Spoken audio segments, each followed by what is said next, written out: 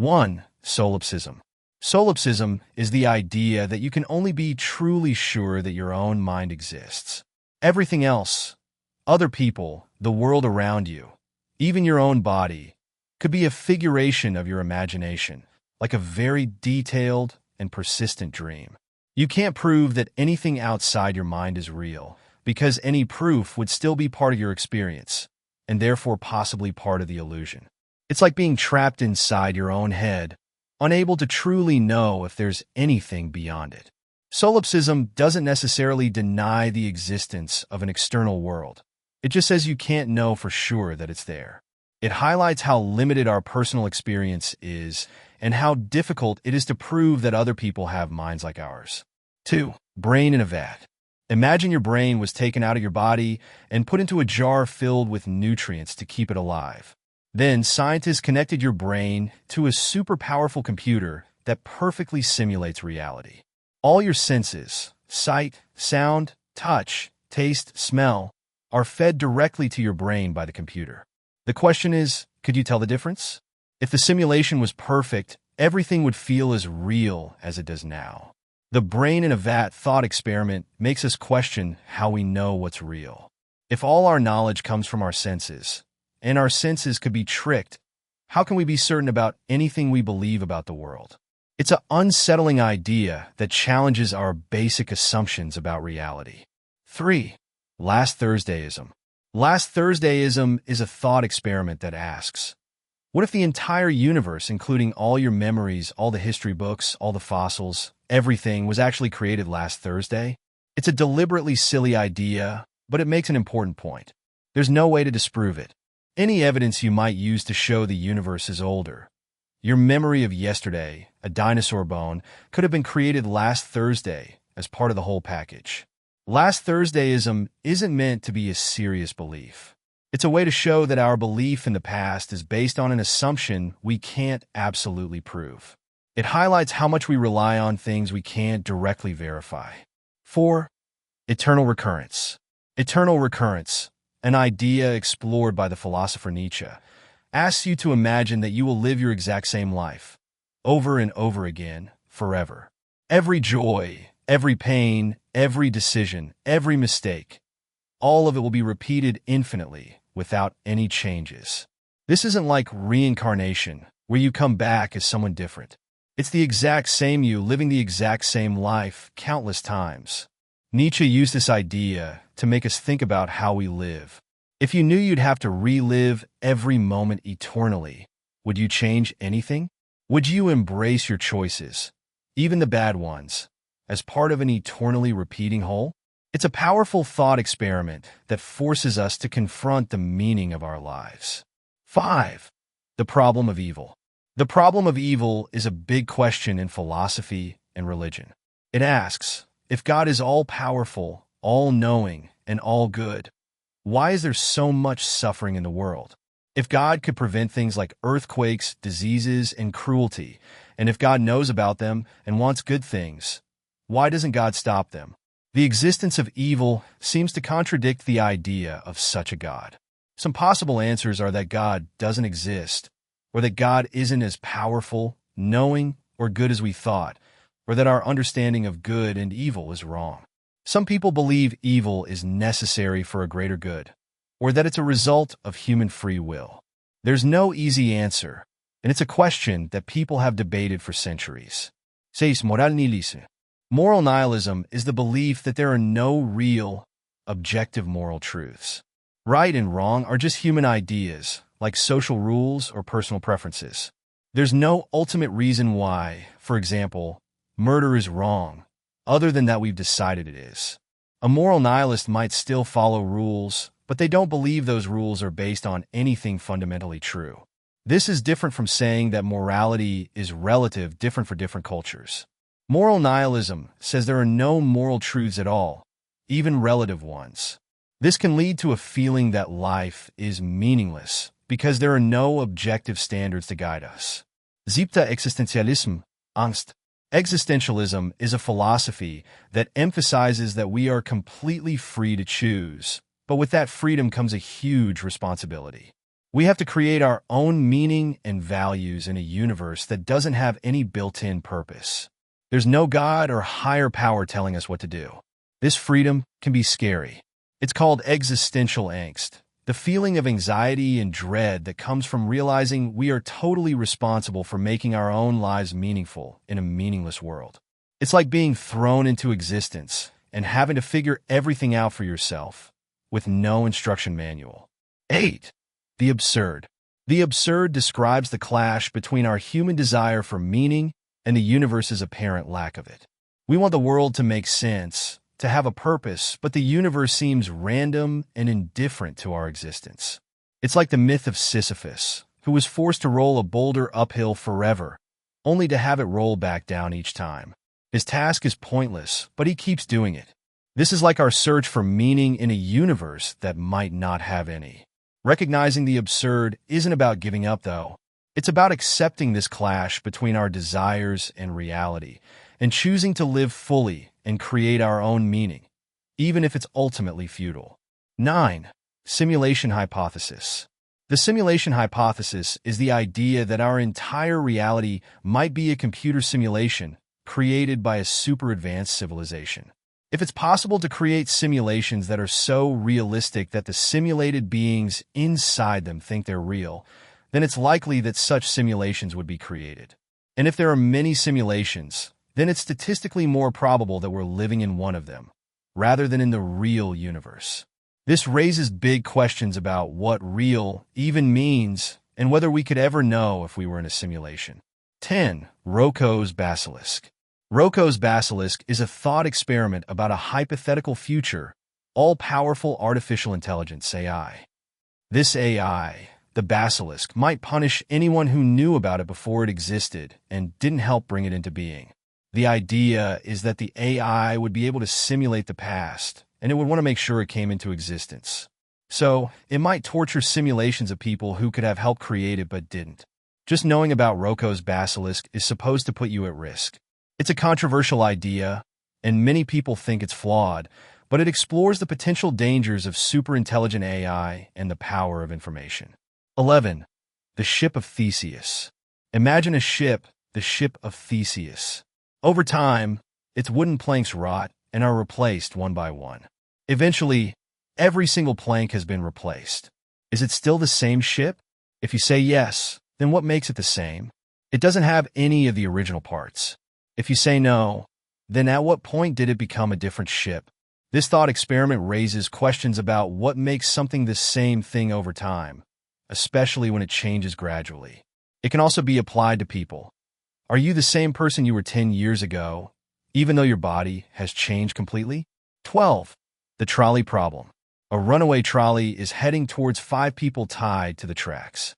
You can pull a lever to switch the trolley to a different track, but there's one person tied to that track. Do you pull the lever, killing one person to save 5? Or do you do nothing, letting the 5 die?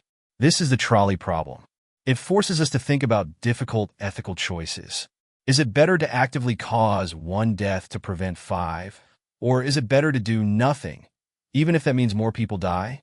There are different ethical viewpoints on this, and there's no easy answer. 13. The experience machine. Imagine a machine that could give you any experience you wanted. You could feel like you're a famous actor, a brilliant scientist, or anything else. It would feel completely real, even though you'd actually be floating in a tank with wires connected to your brain. Would you plug into this machine for life, choosing a life of perfect, simulated pleasure? Robert Nozick, the philosopher who invented this thought experiment, thought most people wouldn't. This suggests that we value more than just pleasure. We want to actually do things, not just have the feeling of doing them. We want real connections with other people and the world, not just simulated ones. 14. Determinism. Determinism is the idea that everything that happens, including all our choices, is completely determined by what happened before. It's like a chain reaction stretching back to the beginning of the universe. Every event is caused by previous events, and there's only one possible future, given the past and the laws of nature. If determinism is true, then free will is an illusion. We feel like we're making choices, but those choices are actually predetermined. This raises questions about moral responsibility. Can we be held responsible for our actions if we couldn't have chosen otherwise? 15. Fatalism. Fatalism is the belief that the future is fixed and nothing we do can change it. It's similar to determinism, but fatalism is often more about accepting our fate rather than worrying about the causes of events. A fatalist might believe that they are destined to die at a certain time and nothing they do can prevent it. It's a feeling that our efforts are ultimately pointless because what's meant to happen will happen no matter what. 16. Hard problem of consciousness. The hard problem of consciousness is about explaining how physical stuff, like the brain, creates subjective experience. What it feels like to be you, to see colors, to feel pain. We can explain how the brain works, how it processes information, but explaining why those processes feel like something is the hard problem. Why does the firing of neurons in your brain create the experience of seeing red, rather than just processing information about light? There's a big gap between explaining the physical brain and explaining the subjective feeling of being conscious. 17. The Fermi Paradox. The universe is huge and old, with billions of stars and planets. It seems likely that life, and even intelligent life, should have evolved on other planets. So, why haven't we detected any signs of other civilizations? This is the Fermi Paradox. Where's everybody? There are many possible answers, some hopeful, some scary. Maybe we're alone. Maybe we're one of the first civilizations. Maybe communicating across vast distances is impossible. Maybe advanced civilizations hide themselves. Or maybe there's something that prevents most civilizations from reaching a spacefaring stage. 18. The Great Filter. The Great Filter is related to the Fermi Paradox. It suggests that there's some really difficult step in the evolution of life, from simple cells to an advanced space-traveling civilization. This filter prevents most life from getting that far, which explains why we don't see aliens everywhere. The big question is, have we already passed the filter, or is it still ahead of us? If it's behind us, that's good news. We've already overcome the biggest hurdle. If it's ahead of us, that's bad news. There might be some catastrophic event or challenge that most civilizations don't survive. 19. The heat death of the universe. The heat death is a prediction about the far, far future of the universe. According to the laws of physics, everything is gradually moving towards a state of maximum disorder or entropy. Eventually, all the energy in the universe will be evenly spread out. Stars will burn out, galaxies will fall apart, and even black holes will disappear.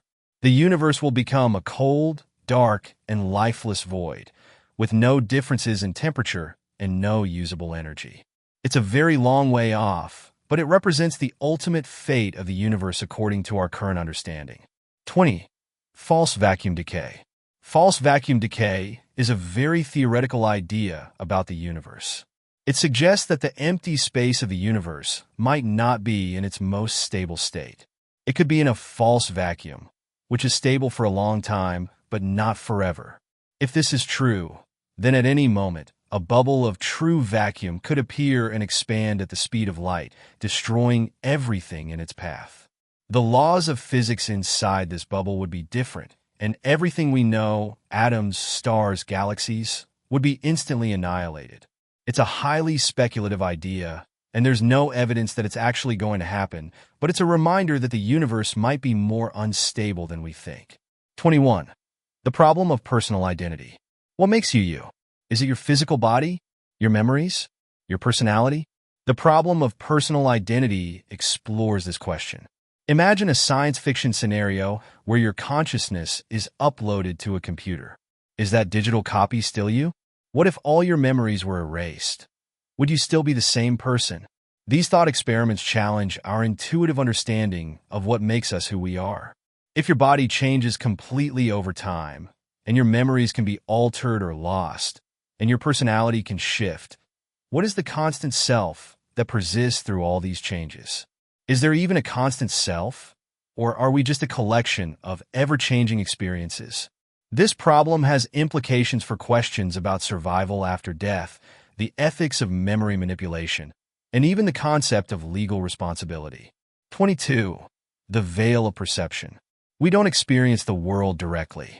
Our senses act like filters, interpreting information from the outside world and creating a representation of it in our minds.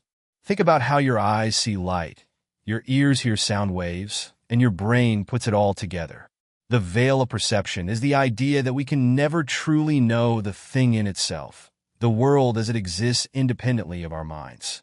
We only know our perception of it. This raises questions about how accurate our understanding of reality is. Are we all living in slightly different versions of reality, shaped by our individual senses and brains? Can we ever truly know the world as it is, or are we forever separated from it by this veil? 23. Moral luck. Moral luck is the idea that things outside our control can affect how we judge people's actions, morally. Imagine two drivers who are equally careless. One gets lucky and nothing bad happens. The other, through sheer bad luck, hits a pedestrian. We tend to judge the second driver much more harshly, even though their initial actions were the same. This seems unfair because the difference in outcome was due to luck, not a difference in their choices. Moral luck challenges our ideas about fairness and responsibility. Should we only be held responsible for things we intentionally do, or are we also responsible for the unforeseen consequences of our actions, even if those consequences were largely a matter of chance? 24. The Repugnant Conclusion. The Repugnant Conclusion is a thought experiment in ethics, specifically about population. Imagine a large population of people whose lives are very good. Now imagine a much larger population whose lives are barely worth living. They have just enough happiness to make their lives not terrible, but not much more. According to some ethical theories like total utilitarianism, which aims to maximize the total amount of happiness, the second scenario, with a huge population of barely happy people, might be considered better overall, simply because there are so many of them. This is the repugnant conclusion. It seems intuitively wrong, yet it's hard to argue against using certain ethical frameworks. It forces us to question how we value the quality of life versus the quantity of lives. 25. Infinite regress. An infinite regress is like an endless chain of explanations, where each explanation needs a further explanation, and so on forever. Imagine asking why to every answer you get. If every answer requires another why, you'll never reach a final, ultimate explanation. This can apply to causes. If every event is caused by a previous event, do we end up with an infinite chain of causes with no first cause? It can apply to justifications.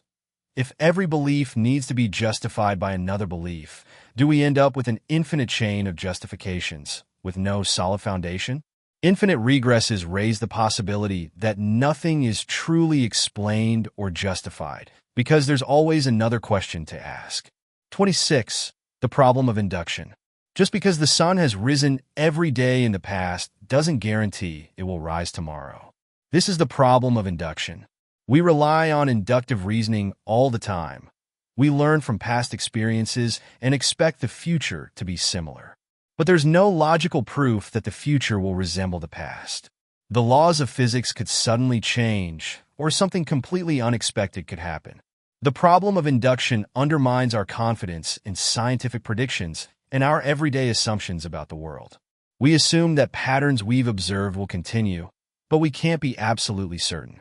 It highlights the limits of our knowledge and the role of faith, even in science. 27. Zeno's paradoxes. Zeno was an ancient Greek philosopher who came up with paradoxes that seem to show that motion is impossible. One famous example is the paradox of Achilles and the tortoise. Achilles, a fast runner, is racing a tortoise. The tortoise gets a head start. To overtake the tortoise, Achilles must first reach the point where the tortoise started.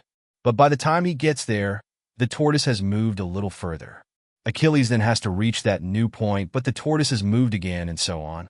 It seems like Achilles can never actually pass the tortoise, because there's always an infinitely small distance to cover. These paradoxes challenge our understanding of space, time, and infinity.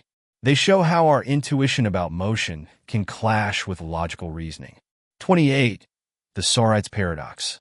Imagine a heap of sand. If you remove one grain of sand, it's still a heap. If you remove another grain, it's still a heap. If you keep removing grains, one by one, at what point does it stop being a heap? This is the Sorites Paradox. It highlights the vagueness of language. Many words like heap, bald, or tall don't have precise definitions. There's no clear boundary between being a heap and not being a heap. The paradox shows how difficult it can be to apply precise logic to concepts that are inherently fuzzy. It raises questions about how we categorize things and the limits of language. 29. The Lottery Paradox. You buy a lottery ticket. It's rational to believe that your ticket will lose because the odds are overwhelmingly against you. It's also rational to believe that one ticket will win because someone has to win. This creates a paradox. It seems like you should believe that all tickets will lose because each individual ticket is very likely to lose. Yet you also believe that one ticket will win. The paradox highlights the difference between believing something about each individual member of a group and believing something about the group as a whole. It challenges our intuitions about probability and rational belief. 30. The Paradox of the Court. Protagoras, a teacher, agrees to teach Euthyphro's law. They agree that Euthyphro will only pay Protagoras if he wins his first court case. Euthyphro finishes his studies but doesn't take any cases. Protagoras gets impatient and sues Euthyphro for payment. Here's the paradox. If Protagoras wins the case, Euthyphro has to pay him. But if Euthyphro wins the case, then, according to their original agreement, he also has to pay Protagoras because he won his first case. Either way, it seems Euthyphro has to pay. This is a classic example of a paradox that arises from self-reference. The agreement refers to itself, creating a logical loop. 31. The Liar Paradox. The liar paradox is one of the oldest and most famous paradoxes. It's very simple. A person says, "This sentence is false."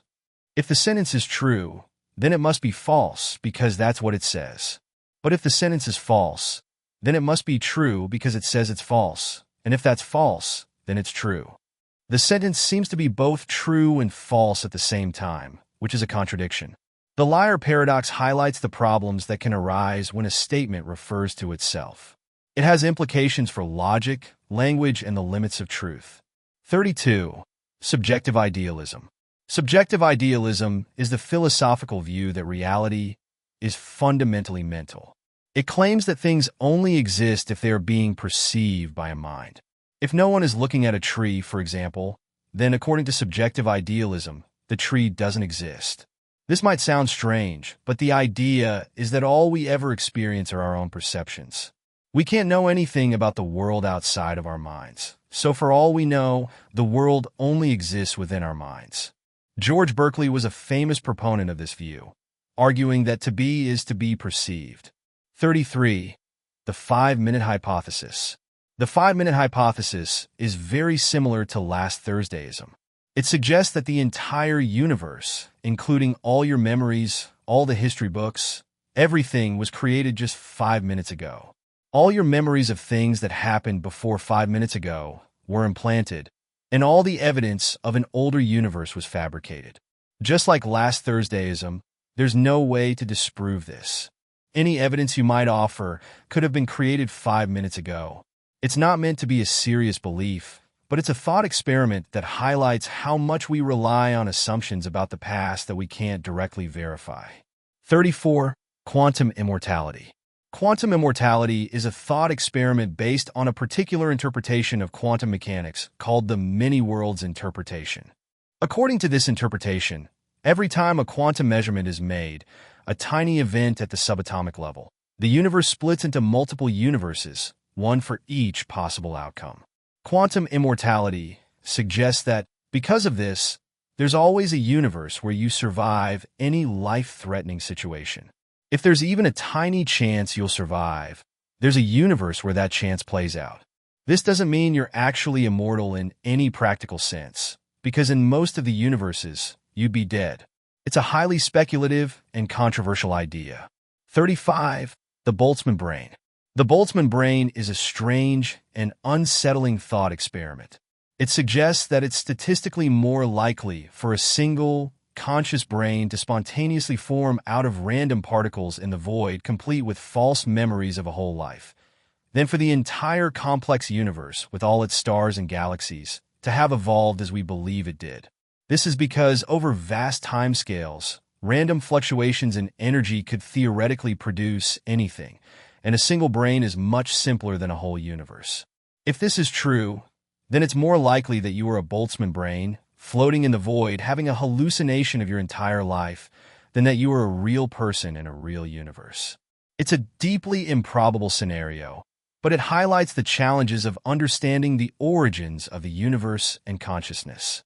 36. The problem of other minds. How can you know for sure that other people have minds and conscious experiences like you do? You can observe their behavior. They talk, they act, they express emotions, but you can't directly experience their inner thoughts and feelings. You can only experience your own consciousness. The problem of other minds is the philosophical challenge of proving that other beings have minds like yours. We usually assume they do based on their behavior, but it's an assumption we can't absolutely verify. It's like being locked inside your own head, unable to know for sure if anyone else is in there in the same way you are. 37. Ethical egoism. Ethical egoism is the view that the morally right action is always the one that best promotes your own self-interest. It's not just saying that it's okay to look out for yourself sometimes. It's saying that you should always do what's best for you, and that's the only moral obligation you have. This is different from psychological egoism, see below. Ethical egoism is a normative theory. It tells you how you should act. It doesn't necessarily mean being selfish in a narrow, short-sighted way. A clever ethical egoist might realize that cooperating with others or being kind can sometimes be in their own long-term self-interest. But the ultimate justification for any action, according to ethical egoism, is always self-interest. 38. Psychological egoism. Psychological egoism is the claim that all human actions are ultimately motivated by self-interest, even if they appear to be altruistic, done for the benefit of others.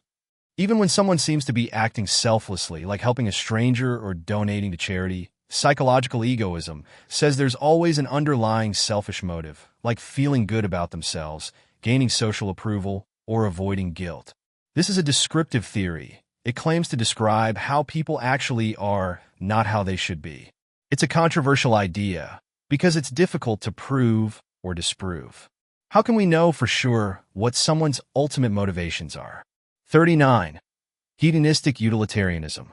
Hedonistic utilitarianism is a specific type of utilitarianism, which is the ethical theory that says the morally right action is the one that produces the best overall consequences. Hedonistic utilitarianism specifically defines best consequences as maximizing pleasure and minimizing pain for the greatest number of people.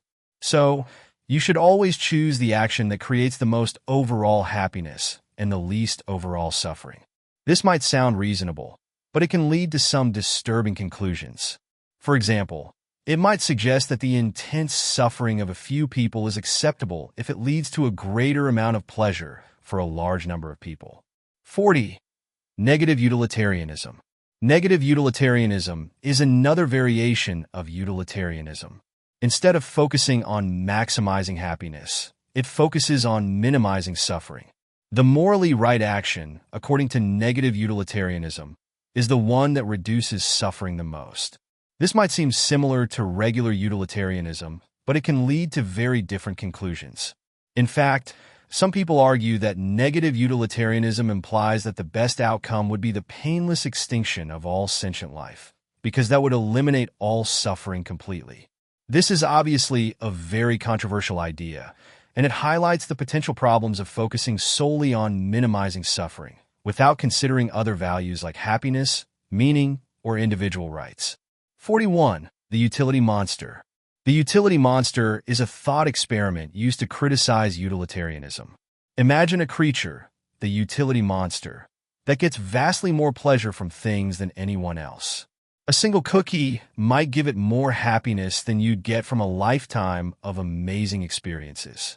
Utilitarianism says we should maximize overall happiness. So if the utility monster exists, utilitarianism might say we should give everything to it, all our resources, all our food, even our own well-being, to maximize its enormous happiness, even if it means everyone else suffers terribly. This seems deeply unfair and wrong, highlighting a potential problem with focusing solely on maximizing total happiness without considering how that happiness is distributed. 42. The mere addition paradox. The mere addition paradox is another problem in population ethics. It suggests that adding more people to the world, even if their lives are just barely worth living, they have slightly more happiness than suffering, can be considered a moral improvement, even if it lowers the average quality of life for everyone else. Imagine a world with a small number of very happy people. Now imagine adding a large number of people whose lives are just barely positive. The total amount of happiness might increase, but the average happiness level goes down. Is this really a better world? The paradox challenges how we think about the value of creating new lives and the relationship between total happiness and average happiness. 43. The non-identity problem. The non-identity problem deals with the ethics of actions that affect future generations. Our choices today, like policies about climate change or resource use, will not only affect the well-being of future people, but also which people will exist. Different choices will lead to different people being born. This makes it hard to say that our actions harm future people, because if we had acted differently, those specific people wouldn't exist at all. They wouldn't be worse off, they simply wouldn't be. This creates a puzzle about how to think morally about actions that have such profound effects on the future, because the usual concepts of harm and benefit don't seem to apply in the same way. 44. The Doomsday Argument. The Doomsday Argument is a statistical argument that suggests we are probably living closer to the end of human history than the beginning. It's based on a simple idea. Imagine all the humans who will ever live, numbered in order of their birth. You are one of those humans. Statistically, it's more likely that you'd be born closer to the middle of that sequence than at the very beginning. If you're in the middle, that means there are roughly as many people who will live after you as lived before you. This implies that the total number of humans who will ever live isn't vastly larger than the number who have already lived, suggesting that the end of humanity might be closer than we think. It's a controversial argument with many criticisms, but it raises unsettling questions about our place in time. 45. The simulation argument's dark side. The simulation argument suggests we might be living in a computer simulation. The dark side of this idea is that if we are in a simulation, the simulators could do anything they want to us. They could terminate the simulation at any time, ending our existence. They could subject us to arbitrary suffering or manipulate our experiences in any way they choose. We would have no control and no recourse.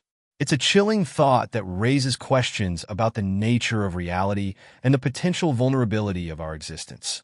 46. The Transhumanist Dilemma. Transhumanism is the idea of using technology to enhance human capabilities, physical, intellectual, and even emotional. The Transhumanist Dilemma is that if we develop these technologies, we might create a divide between the enhanced humans and the unenhanced humans. The enhanced might have significant advantages, leading to new forms of inequality, discrimination, and conflict. It raises ethical questions about the fair distribution of enhancement technologies and the potential for creating a two-tiered society. 47. The Technological Singularity.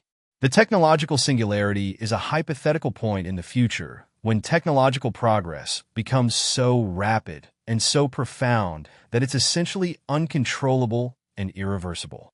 Imagine artificial intelligence becoming vastly smarter than humans, able to design even more advanced AI, creating a runaway feedback loop of intelligence explosion. The consequences of the singularity are unpredictable, but they could involve fundamental changes to human civilization, perhaps even the end of humanity as we know it, or a merger with technology that transforms us into something completely different. 48. The problem of free will and divine foreknowledge.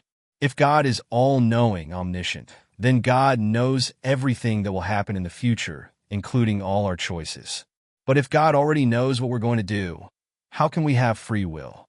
Are our choices truly free if they're already known to God? This is the problem of free will and divine foreknowledge. It seems like either God's knowledge of the future limit. 51. The problem of divine hiddenness. The problem of divine hiddenness asks that if a God that wants to have a personal relationship with humans exists, Why would this God remain hidden to so many? Many people live their lives without ever experiencing a clear or undeniable sign of God's existence. If God does not appear, it is possible he does not exist. It also questions how the concept of free will and faith. If God's existence were undeniable, would people truly have the freedom to choose to believe or not? The problem explores the tension between the desire for divine revelation and the reality of a world where God's presence is often ambiguous. 52. The Many-Gods Objection. Throughout history, humans have worshipped countless different gods and goddesses. The Many-Gods Objection asks, why should we believe in one particular god, like the God of Christianity or Islam, rather than any of the other gods that people have believed in?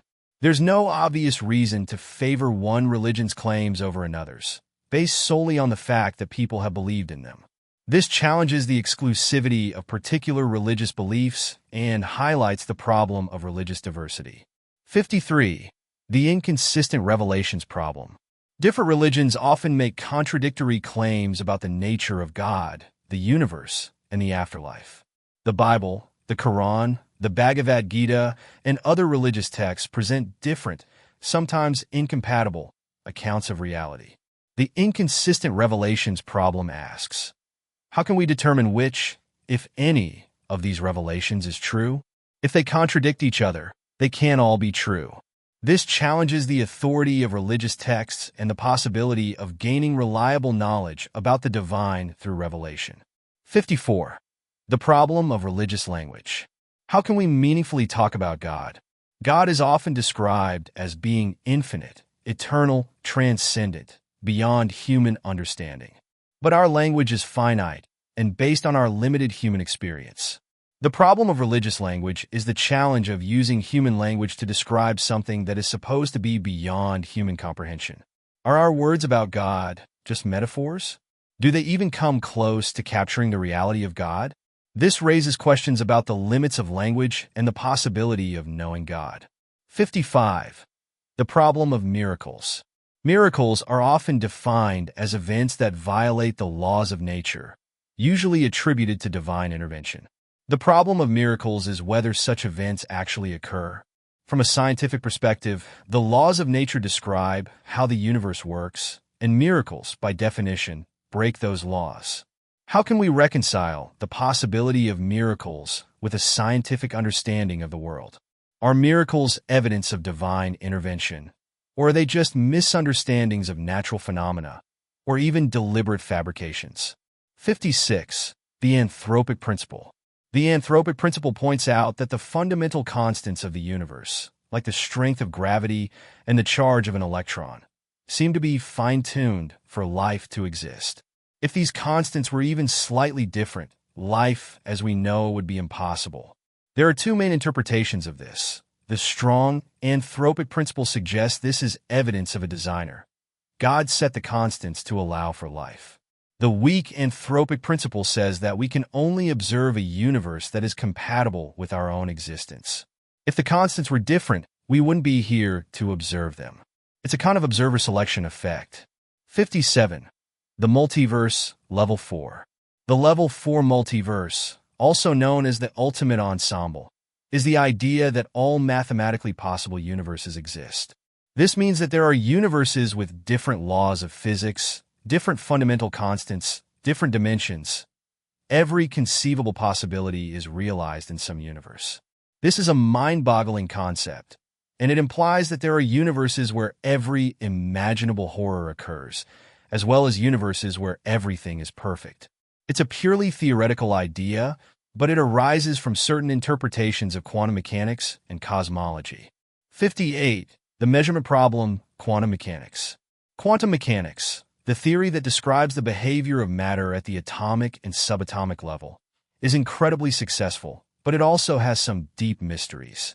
One of them is the measurement problem. Before a measurement is made, a quantum system, like an electron, can exist in a superposition of multiple states at once, e.g., being in multiple places at the same time. But when we observe the system, it collapses into a single, definite state. The measurement problem is, How does the act of observation cause this collapse? What counts as an observation? Does it require a conscious observer? This challenges our understanding of the relationship between the observer and the observed, and the nature of reality itself. 59. The interpretation of quantum mechanics. Because quantum mechanics is so strange and counterintuitive, there are many different interpretations of what it actually means. These interpretations try to explain what's going on behind the scenes of the mathematical equations. Some of the most famous interpretations include the Copenhagen interpretation, the most traditional view, involving wave function collapse. The many-worlds interpretation, every quantum measurement causes the universe to split into multiple universes. Pilot wave theory, particles have definite positions, guided by a pilot wave. Each of these interpretations has its own bizarre implications, and there's no consensus among physicists about which one is correct. 60. The arrow of time. Why does time seem to flow in one direction, from the past to the future? We remember the past, but not the future. Things break, but they don't unbreak. This is the arrow of time. The strange thing is that most of the fundamental laws of physics are time-symmetric. They work equally well forward and backward in time. So, why is there a clear direction to time in our experience? The most common explanation is related to the second law of thermodynamics, which states that entropy disorder tends to increase over time. But this raises further questions about why the universe started in a state of low entropy. 61. The nature of time. Is time a fundamental aspect of reality, like space, or is it an illusion created by our minds? This is a deep philosophical question. Some physicists and philosophers argue that time is real and fundamental. It's a basic ingredient of the universe. Others argue that time is emergent. It arises from something more fundamental, or that it's a product of our perception and the way our brains process information. There's no definitive answer, and the nature of time remains one of the biggest mysteries in science and philosophy. 62. The block universe theory. The block universe theory, also known as eternalism, is a view of time where the past, present, and future all exist equally. It's like a four-dimensional block of space-time, with all events, past, present, and future, laid out. Our experience of time flowing, of the present moment moving from past to future, is an illusion.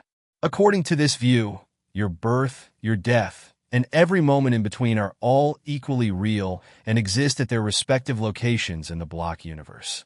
It's a mind-bending idea that challenges our intuitive understanding of time. 63. The Grandfather Paradox.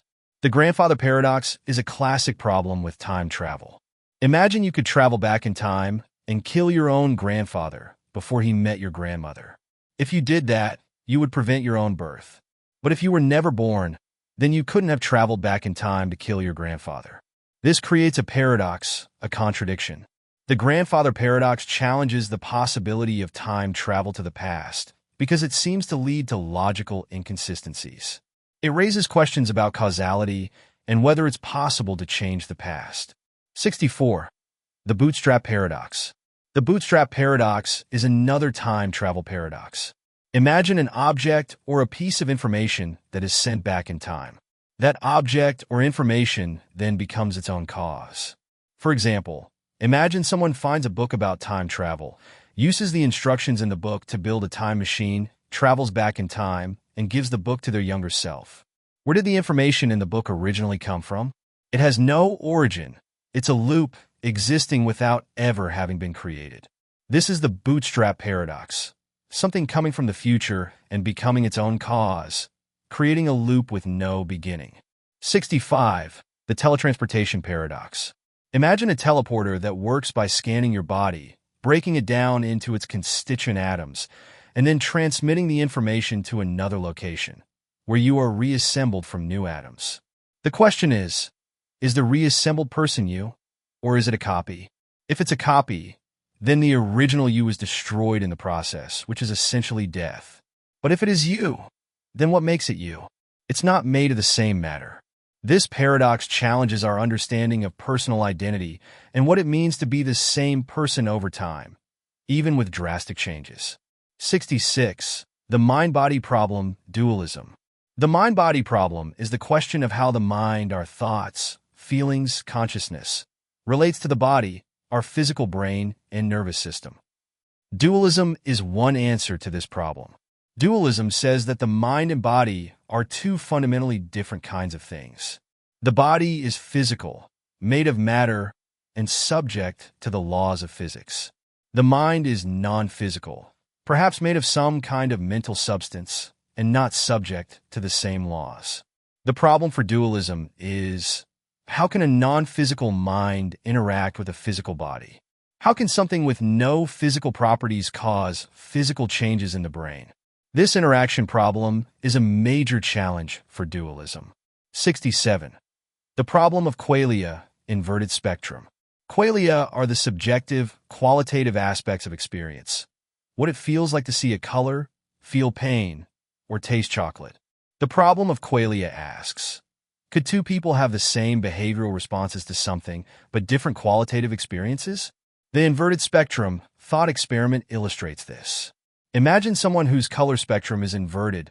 What they see is red, you see is green, and vice versa. They've learned to call the sky blue and tomatoes red, just like you, but their internal experience of those colors is different. How could we ever know? This raises questions about whether we can ever truly know what it's like to be someone else, and whether qualia are something beyond physical explanation. 68. The Chinese room argument. The Chinese room argument, proposed by philosopher John Searle, is a challenge to the idea that computers can truly think or understand. Imagine a person inside a room who doesn't understand Chinese. They receive written Chinese questions slipped under the door. They have a rule book that tells them how to manipulate Chinese symbols based on their shape. They follow the rules and produce answers in Chinese, which they slip back out under the door. To someone outside the room, it might look like the room understands Chinese. But the person inside the room doesn't understand Chinese at all. They're just following rules. Searle argues that this is like a computer. It manipulates symbols according to rules, but it doesn't actually understand what those symbols mean. 69. The Turing Test.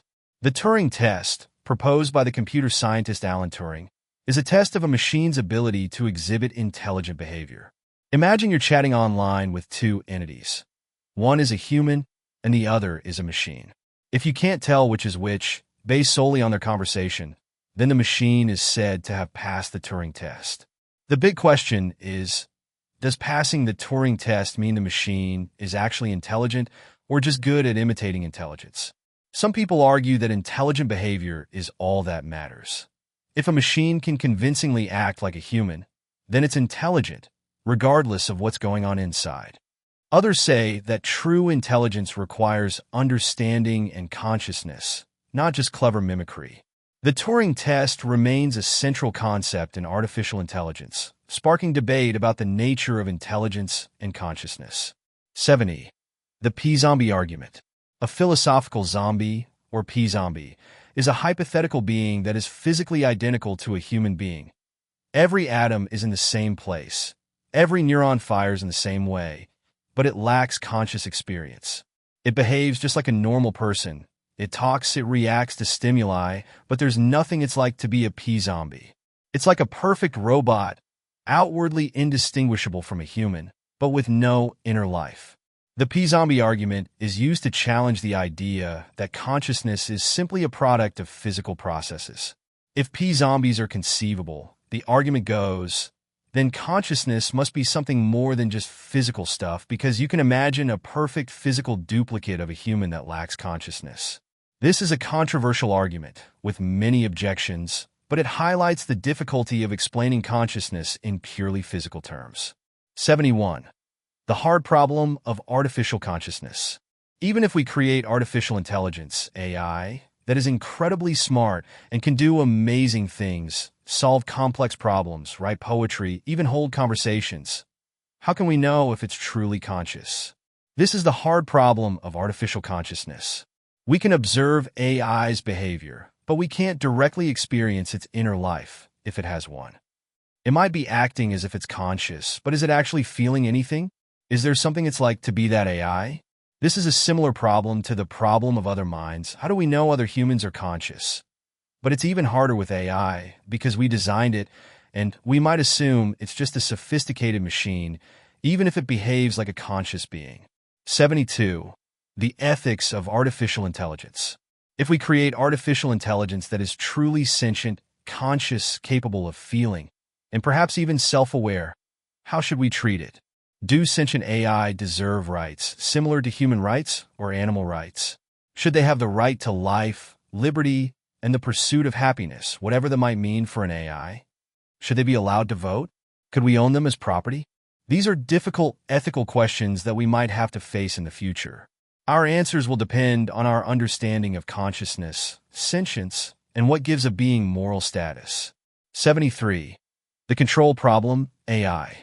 The control problem is about how to ensure that advanced artificial intelligence remains safe and beneficial to humanity. If AI becomes superintelligent, vastly smarter than humans, how can we control it? How can we make sure it doesn't pursue goals that are harmful to us, either intentionally or unintentionally? It's like trying to control something much more powerful than ourselves. This is a major concern for many AI researchers, because a superintelligent AI that is not aligned with human values could pose an existential threat, a risk to the survival of humanity. 74. The alignment problem, AI. The alignment problem is closely related to the control problem. It's about how to specify human values in a way that an AI can understand and follow. Human values are complex, nuanced, and often implicit. How can we translate those values into a set of instructions or goals that an AI can reliably pursue without unintended consequences? For example, if we tell an AI to maximize happiness, how do we prevent it from doing so in ways we would consider unethical, like forcing everyone to take happiness-inducing drugs, or even turning the entire planet into a giant pleasure center? It's a surprisingly difficult problem to define what we really want in a way that an AI can understand and implement safely. 75. The bias problem, AI. AI systems are trained on data. If that data contains biases, for example, if it reflects historical patterns of discrimination against certain groups, the AI can learn and amplify those biases. This can lead to unfair or discriminatory outcomes. For example, a facial recognition system trained mostly on images of white faces might be less accurate at recognizing faces of people from other racial groups. A hiring algorithm trained on data that reflects past gender imbalances in a particular field might unfairly favor male candidates. Addressing the bias problem requires careful attention to the data used to train AI, as well as techniques to mitigate bias in algorithms. 76. The black box problem, AI. Many advanced AI systems, especially those based on deep learning, are like black boxes. We know what goes in the data and what comes out, the decisions or predictions, but we don't fully understand how the AI arrived at its results. The inner workings of these complex neural networks are often opaque, even to the people who design them. This makes it difficult to understand why an AI made a particular decision, to debug it, or to ensure that it's behaving as intended. The black box problem raises concerns about transparency, accountability, and trust in AI systems. 77. The nature of causation. What does it mean for one event to cause another? It seems obvious. A ball hitting a window causes the window to break. But what is this causing relationship? Is it a fundamental feature of reality, a kind of glue that holds the universe together? Or is it just a useful way for us to organize our experience, to make sense of the world? Philosophers have debated the nature of causation for centuries. It's a surprisingly complex concept, with many different theories and interpretations. 78. Hume's problem of causation. The philosopher David Hume raised a famous problem about causation. He argued that all we ever observe are correlations between events. We see the ball hit the window, and then we see the window break. We don't directly observe any necessary connection between the two events, any force or power that makes the window break. We just see a sequence of events, and we infer a causal relationship. Hume's problem is, how can we be justified in inferring this causal connection if we never actually observe it? It's a challenge to our understanding of how we gain knowledge about the world. 79. Counterfactuals. Counterfactuals are statements about what would have happened if things had been different. For example, if I hadn't studied, I would have failed the test. These statements seem meaningful, and we use them all the time, but they're tricky to analyze logically. How can we know what would have happened in a situation that didn't actually occur? Counterfactuals are important for reasoning about cause and effect, for making decisions, and for understanding history. But their truth conditions are complex and debated among philosophers. 80. The problem of vagueness. Many words and concepts are vague. They don't have clear boundaries. Think about bald, heap, tall, or red. How many hairs do you have to lose to become bald? How many grains of sand make a heap? There's no precise answer. The problem of vagueness is that this lack of precision creates problems for logic and reasoning. If we can't clearly define our terms, it's hard to make clear arguments or draw definite conclusions.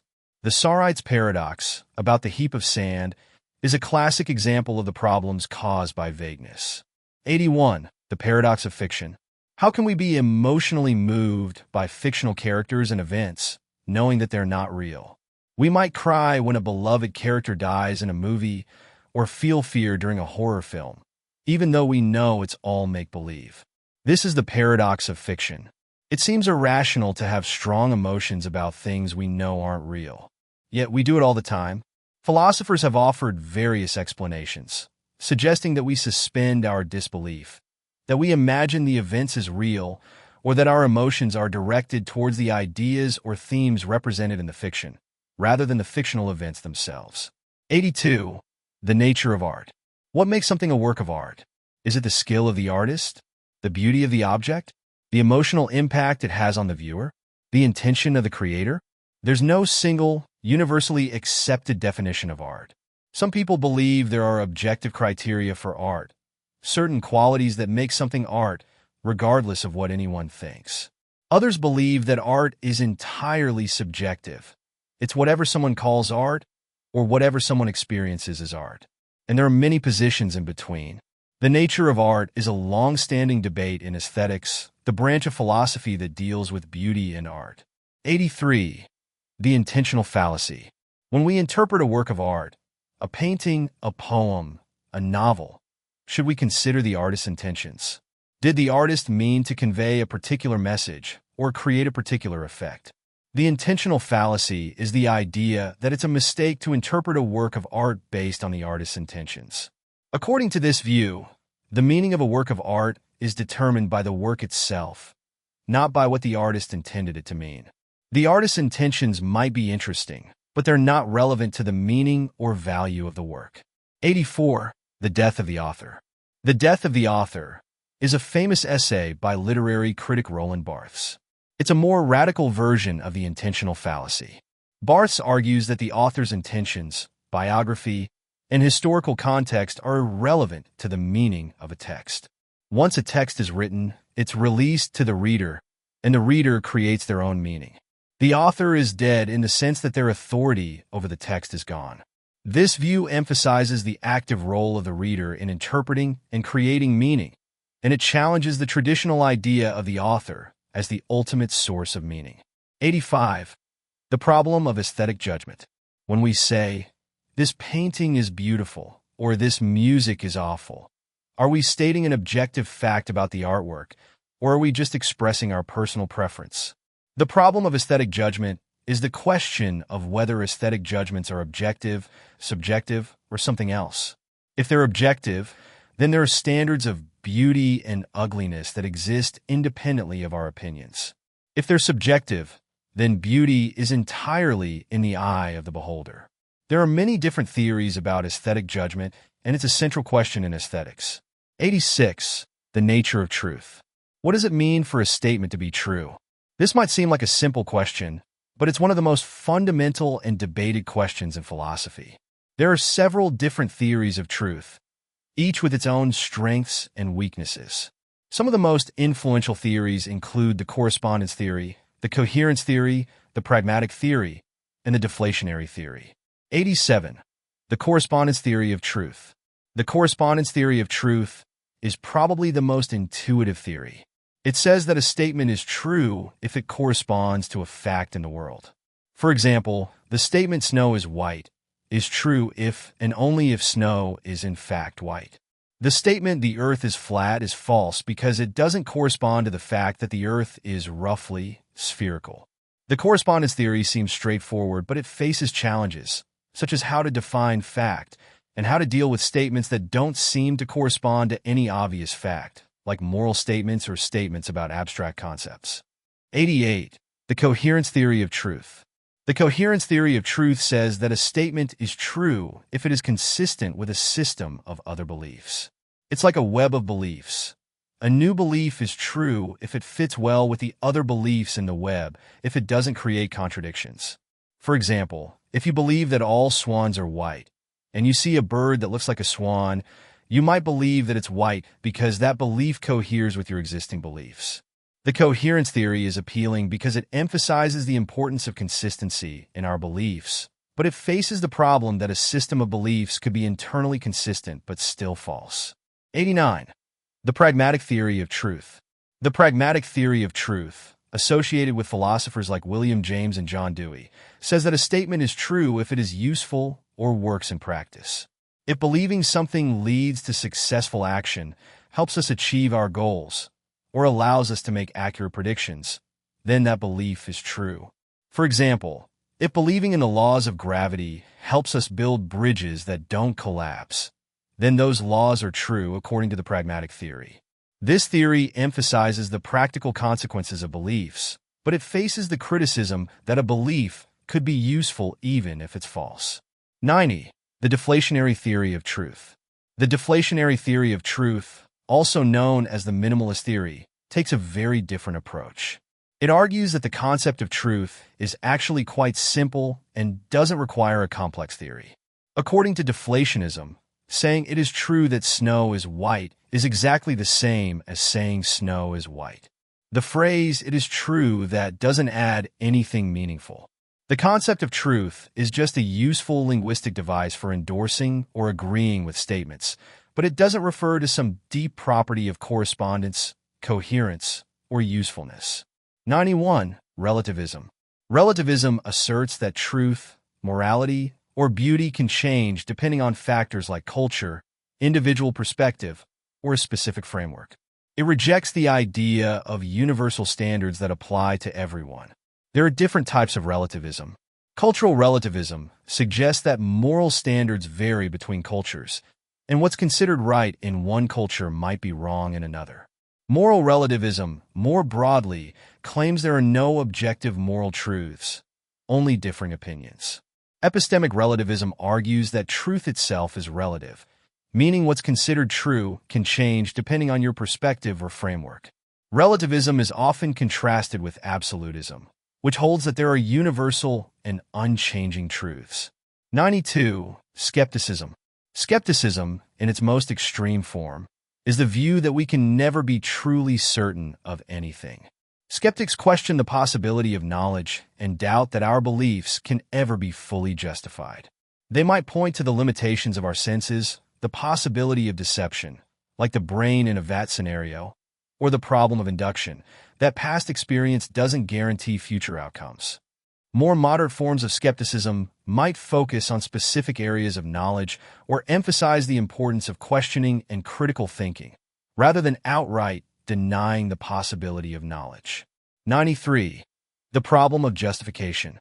How can we justify our beliefs? How can we show that they are true or likely to be true? The problem of justification is that any attempt to justify a belief seems to rely on other beliefs. For example, if you believe that it's raining, you might justify that belief by saying you see rain falling. But that justification relies on your belief that your senses are reliable. How do you justify that belief? You might end up in an infinite regress, an endless chain of justifications, circular reasoning, using a belief to justify itself, or ultimately relying on assumptions that you can't prove. This is a fundamental problem in epistemology, the study of knowledge. 94. The Gettier problem. The traditional definition of knowledge is justified true belief.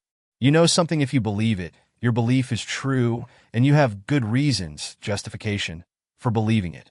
The Gettier problem, named after philosopher Edmund Gettier, challenges this definition. Gettier presented examples where someone has a justified true belief, but it seems like they don't actually know the thing they believe because their justification is flawed or based on luck. For example, imagine you see a clock that says it's 2 o'clock, and you believe. The problem of perception illusions. Our senses are our primary way of gathering information about the world, but our senses can deceive us. Optical illusions, for example, show us that what we perceive isn't always an accurate representation of reality. We might see lines that appear to be different lengths when they're actually the same, or colors that aren't really there. The problem of perception is, if our senses can be fooled, how can we be sure that our perceptions ever accurately represent reality? It raises questions about the reliability of our senses and the possibility of gaining knowledge about the external world. 96. The nature of reality, idealism. Idealism is a philosophical view about the fundamental nature of reality. Idealists believe that reality is fundamentally mental. This doesn't necessarily mean that everything is just a dream or an illusion.